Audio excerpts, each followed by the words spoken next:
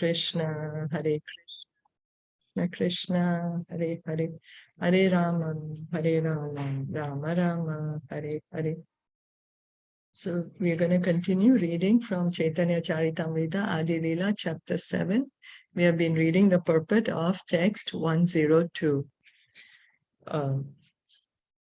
So, Jai Jai Shri Chaitanya Jaya Nityananda Jaya Advaita Chandra Jaya Gaura Bhakta Vrinda Jaya Jaya Shri Chaitanya Jaya Nityananda Jaya Advaita Chandra Jaya Gaura Bhakta Vrinda Jaya Jaya Shri Chaitanya Jaya Nityananda Jaya Advaita Chandra Jaya Gaura Bhakta Vrinda. Okay, so we are going to continue reading. We read yesterday that there are three levels of devotees, three classes of devotees, the third class, the second class, and we were advised at least to come to the platform of the second class devotee, because the second class devotee is the preacher. He's the preacher and he's the one who gives the mercy to the innocent. So reading on, purport by His Divine Grace A.C. Bhaktivedanta Swami Srila Prabhupada.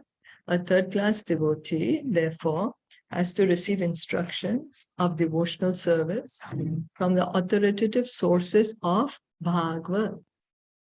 The number one Bhagavad is the established personality of devotee, and the other Bhagavad is the message of Godhead. So we can see that means that the third-class devotee is like us, the beginners, who are neophytes. We have just started our devotional life. So we are being advised that we need to hear from who? From the authoritative sources of the Bhagavad. Means what's being said is the devotee Bhagavad. Who is the devotee Bhagavad? The devotee Bhagavad is he who leads his life based on the principles of Srimad Bhagavatam. His life is a living example of Srimad Bhagavatam. We need to hear from such a personality, and other is the Srimad Bhagavatam itself.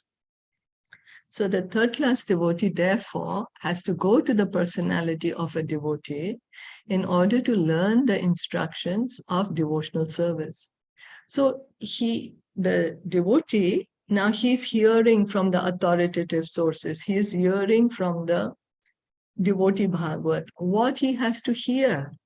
He has to hear about devotional service.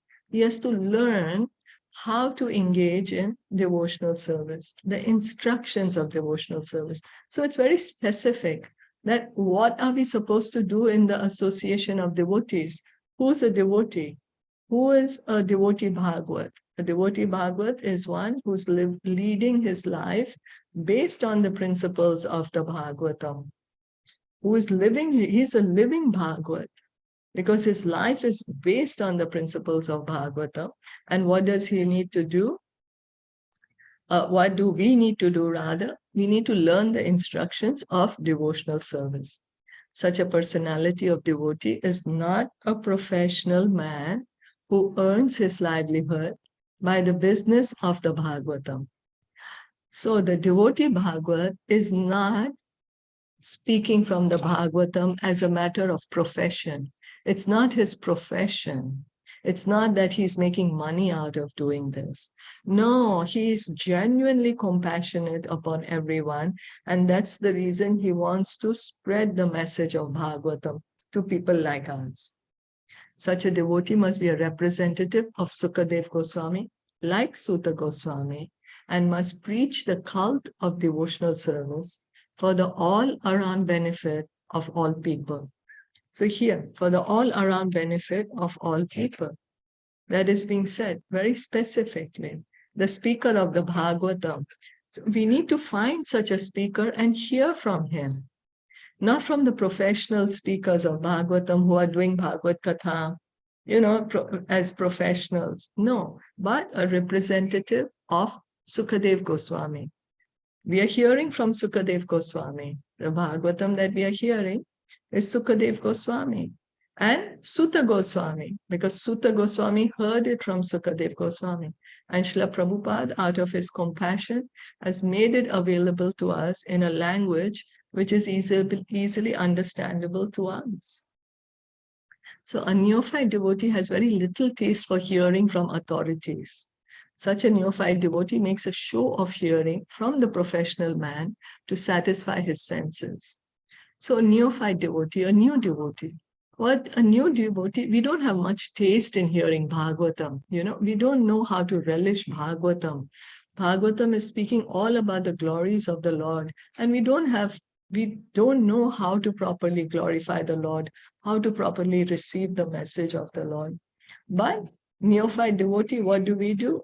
We say, oh, this speaker is very nice. He makes me feel very good. Let me hear from this speaker. Makes a show of hearing from the professional man to satisfy his senses. Oh, it's very good musical, or very good jokes are being said, or it's like, very good arrangement is there. So we don't need to. So this sort of hearing and chanting has spoiled the whole thing. So one should be very careful about the faulty process. The holy messages of Godhead, as inculcated in the Bhagavad Gita or in the Srimad Bhagavatam, are undoubtedly transcendental subjects. But even though they are so, such transcendental matters are not to be received from the professional man who spoils them as the serpent spoils milk simply by the touch of his tongue. So why are we advised not to hear from the professional man? Because the professional man is speaking just to make some money out of it.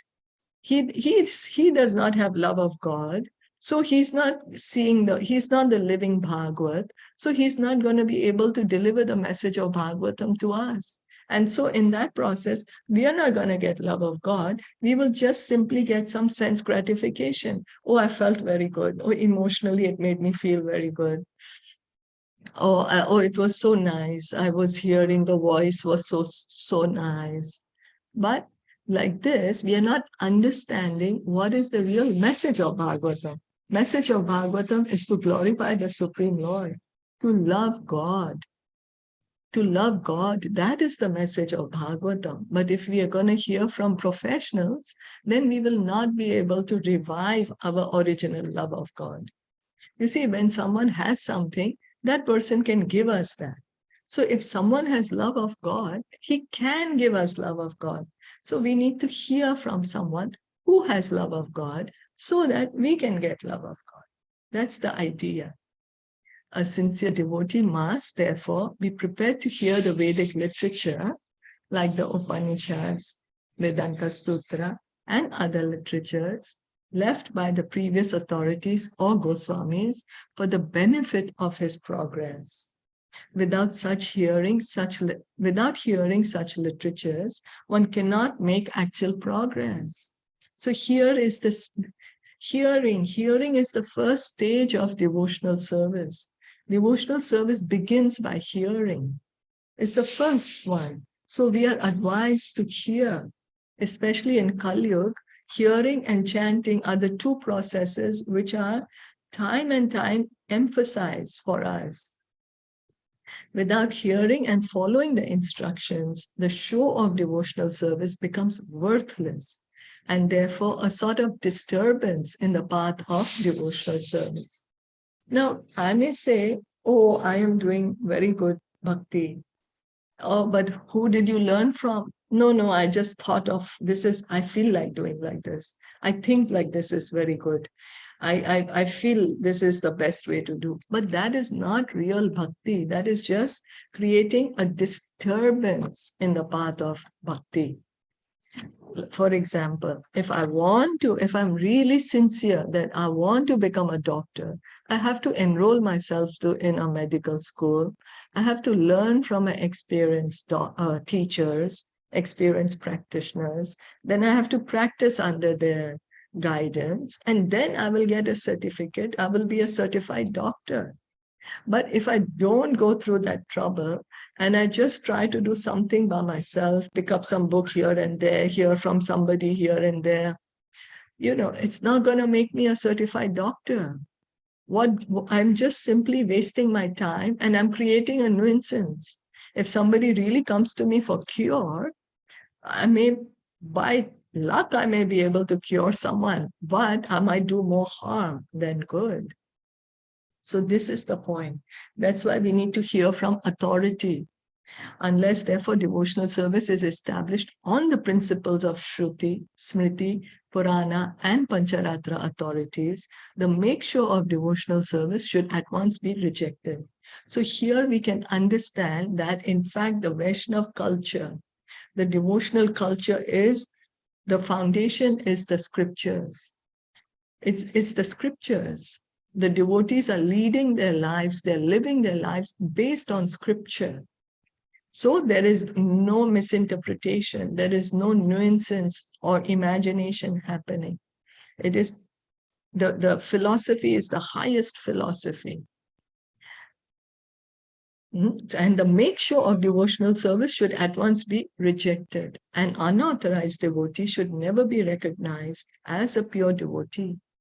By assimilation of such messages from the Vedic literatures, one can see the all-pervading localized aspect of the personality of Godhead within his own self constantly. This is called samadhi.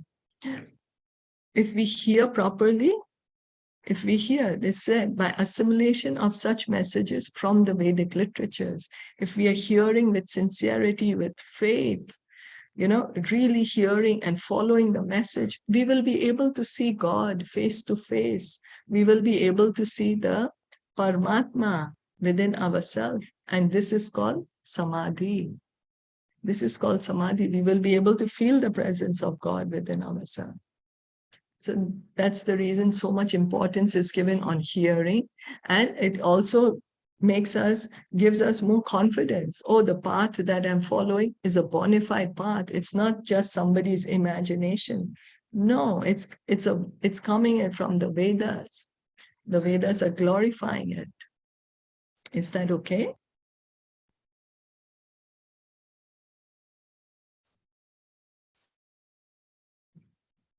So, thank you. Yes. Yes. Okay. Thank you It's so okay. much for listening. Yeah. Thank you so much for listening in and joining it. Caitanya Caritamrita ki jai, Shilpa Prabhupada ki jai, Gaur Bhaktavinda ki jai. Hare Krishna. Hare Bol.